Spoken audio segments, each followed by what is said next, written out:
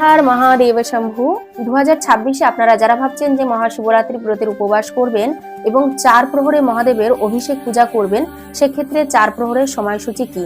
অনেকেই প্রশ্ন করেছেন, জানতে চেয়েছেন। আজকের এই ভিডিওতে আমি বিস্তারিত আলোচনা করব পশ্চিমবঙ্গের ক্ষেত্রে এই 4 প্রহরের পূজাবিধির সময়সূচি কি এবং নিশিকাল পূজার সময়সূচি কি।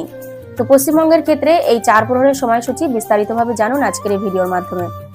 প্রথম প্রহর শুরু হচ্ছে বিকেল 5:33 PM থেকে 8:42 PM এর মধ্যে, মানে যখন চতুর্দশী তিথি লাগবে তখন প্রথম প্রহরের সূচনা হবে। তাহলে বিকেল 5:33 PM থেকে রাত্রি 8:42 PM এর মধ্যে প্রথম প্রহরের পূজা করবেন। এইবার হচ্ছে দ্বিতীয় প্রহর। দ্বিতীয় প্রহর শুরু হচ্ছে 8:42 PM থেকে 11:50 PM, মানে রাত্রি 11:42 PM থেকে 11:50 এর মধ্যে আপনারা দ্বিতীয় প্রহরের পূজাবিধি সারবেন। এইবার হচ্ছে তৃতীয় প্রহর। তৃতীয় প্রহর শুরু হবে 11:50 PM থেকে 2:59 AM, রাত্রি 11:50 PM থেকে রাত্রি 2:59 AM। তাহলে এর মধ্যে আপনারা তৃতীয় প্রহরের পূজা উপাসনা সারবেন। এবার হচ্ছে ফাইনালি চতুর্থ প্রহর। চতুর্থ প্রহর শুরু হচ্ছে 2:59 AM থেকে সকাল 6:08 AM এর মধ্যে। তাহলে বুঝতে পারছেন যে পুরো নিশি জাগরণ হবে, 4টে প্রহরের পূজা হবে।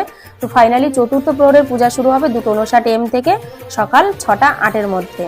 এইবার আপনারা যারা ভাবছেন যে শুধুমাত্র নিশিকাল পূজা করবেন, তাহলে নিশিকাল পূজার সময়সূচি কি? নিশিকাল পূজার সময়সূচি হচ্ছে 11:25 PM থেকে 12:16 AM, রাত্রি 11:25 PM থেকে রাত্রি 12:16 AM এর মধ্যে আপনারা নিশিকাল পূজা করতে পারেন। যারা ভাবছেন যে 4 প্রহর পূজা করতে পারবো না, নিশিকাল পূজা অবধি করে আমরা সমাপ্ত করব, সেক্ষেত্রে নিশিকাল পূজার সময়সূচি আশা করছি আপনারা বুঝতে পেরেছেন।